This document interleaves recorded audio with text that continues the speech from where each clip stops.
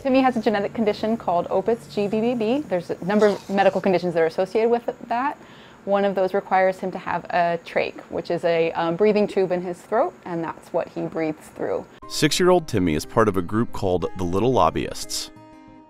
Families with children like Timmy who have special healthcare needs came together in the summer of 2017 to fight the repeal of Obamacare. They rally on Capitol Hill in Washington, D.C., sharing their children's stories and their need for access to affordable, quality healthcare. Healthcare is important for Timmy because even just what would be a routine cold for another child could land Timmy in the hospital. He actually sees specialists in 3 different states. Part of his medical conditions are somewhat rare, and so we travel to seek medical care. Do you have a favorite senator?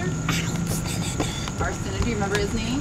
I Senator Van Hollen, right? Timmy was born 6 days after the first provisions of the Affordable Care Act kicked in, and with that came a removal of the ban on lifetime limits. Timmy hit his first $1 million just before Christmas, his first year, when he was about 2.5 months old. By the time he came home from the NICU, his bills were at $2 million. The insurance plan we had at the time when Timmy was born, before that ban was lifted, it actually had a $1 million lifetime maximum. So he would have lost his lifetime health insurance by the time he was 2.5 months old. The Affordable Care Act removed lifetime caps on insurance to protect consumers like Timmy. It also expanded Medicaid, providing a lifeline for children like 6-year-old Penny in New York. There's no way that a family, most 99.9% of families, could afford Penny's care. We certainly couldn't. Every moment of Penny's life depends on somebody close to her having the medical knowledge and the equipment and the resources to care for her. A recent study shows the rate of uninsured children dropped to 5% in 2015,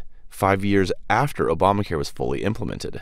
We can see what a difference access to affordable, quality medical care means. It's the difference between our kids being alive and not. It's the difference between our kids living in an institution versus at home in the community with their siblings and their friends. Parents worry what new healthcare legislation would mean for their children, so hundreds of families join the Little Lobbyists in the healthcare fight. Parents like us who have so much on our plates already, that we're taking care of medically complex children at home, that we have to then find the time to come to Capitol Hill and share our stories and talk about this and ask that those in charge stop playing politics with our children's lives. As long as the healthcare debate continues in Washington, the Little Lobbyists and their parents will continue to fight. I feel it's like a horror movie, these things can come back at any time if something opportune happens. This is going to be like an eternal fight.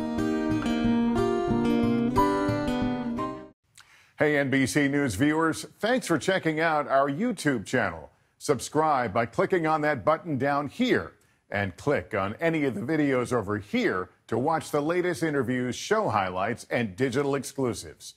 Thanks for watching.